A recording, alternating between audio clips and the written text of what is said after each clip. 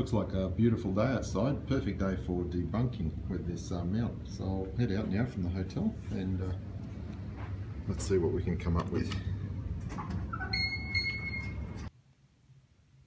One of the common experiments done in the Flat Earth game is to look across a body of water to see if we can find any evidence of curvature. Now that's something I've not done personally, but I decided to do it today. Yesterday when I was out at Princes Street and Avonmore Terrace doing a video of the sunset, I was looking across at Rottnest Island. Now that's about 12.5 miles across the ocean. We can measure that. There you go, 12.5 miles, 12.6. So it's enough distance away for there to be very clear evidence of curvature if the Earth is not flat.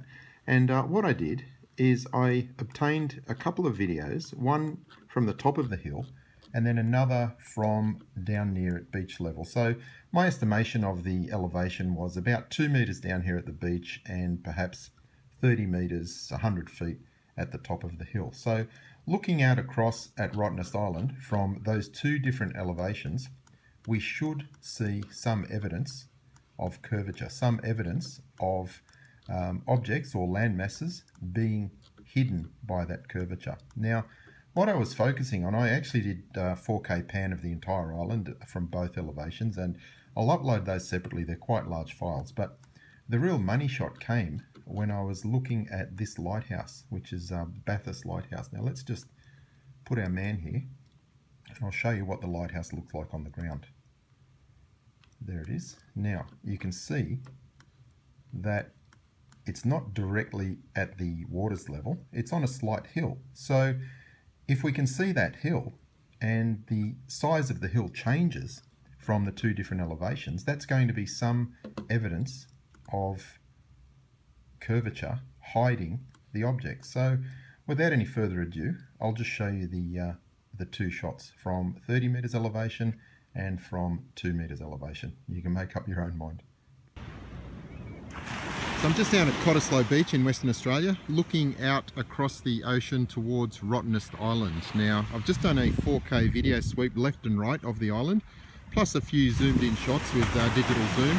And what I'll do now is just go up to the top of Princes Street, which is just behind me, and repeat the same exercise. Now, in actual fact, when I go to the top of the hill, I'm going to be slightly further away from the island, so it will be interesting to see what we can actually notice when we're at the higher altitude.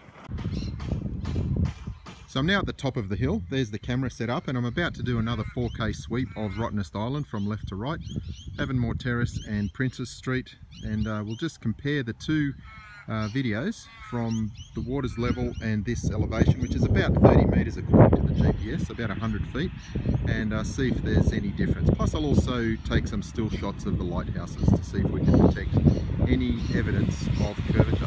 This is something I haven't done yet, so I'm curious to see the results myself. So here is a still shot taken from 30 meters elevation at the top of the hill, 12.5 miles looking across at Bathurst Lighthouse on Rottnest Island. You can see clearly the ground level and the hill that the lighthouse is built on. Now, when we went down to the water's edge, we were only 2 meters above the water, and you can see that that ground is now completely hidden by the curvature of the Earth. We can only see the lighthouse. 12.5 miles from 2 meters elevation, you can see there is a significant amount of that ground hidden. Now I have two videos which are full pans in 4K from left to right of Rottnest Island, and I'll upload those as a separate video. They're quite large files, but now that I know that this evidence is just so clear at this location, you can expect a lot more of this to come.